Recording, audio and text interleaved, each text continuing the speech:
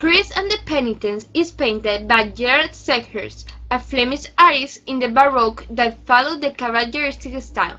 Born in Antwerp, and like many painters, he travels to Italy. He does commissions for the Spanish King Philip II. After that, he came back to his Flemish city until the end of his life. In this version of Chris and the Penitents is half-length but life-size. There are characters of the Old and the New Testament, with Chris in the middle with two groups on each side of him. There is Mary Magdalene with her hands crossed on her chest, the good thief, and King David, who is telling something referring to himself. In the other group there are four men, one that by the gesture of his hand is pleading for salvation, a man dramatically looking at heaven with his head and the palm of his hand upwards. On the back of Chris there is a man touching his shoulder so that the Savior can notice that he's there. And the last man that we have to pay close attention because he could pass unnoticed is the one on the back. His head is twisted at the side, looking, trying to know what's going on. There is a directional force that comes from the back of these two figures, all the way to the middle where the focal point is Chris.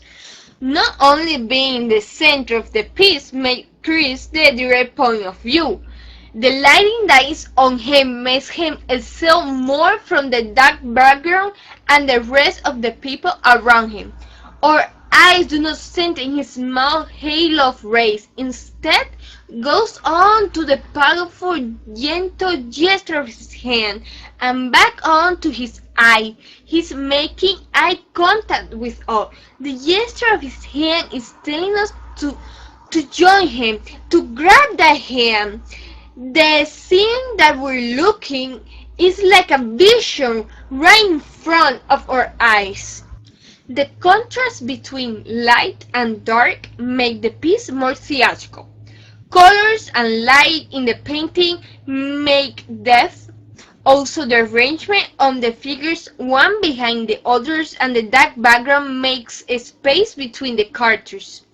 The depiction of the bodies are believable. Probably the painter used models to emphasize the detail of the musculature and the face. The expression on the faces and the gesture of the hand of the group make the composition more dramatic. This man, he's looking above to the sky, a symbolism of searching for God. To see the detail that makes more dramatic that figure is the teardrop that he has in the corner of his eye. This man wants forgiveness so much that it makes him cry. In addition, the cross that the man in the far corner on the right he is holding, we could sense the heaviness of the cross and how his muscles are tense by holding it. Also, the beautiful drapery effect on the red cloth makes a contrast with the lighting that Chris has on. By this amount of details, we could see how cute colorist Gerard was.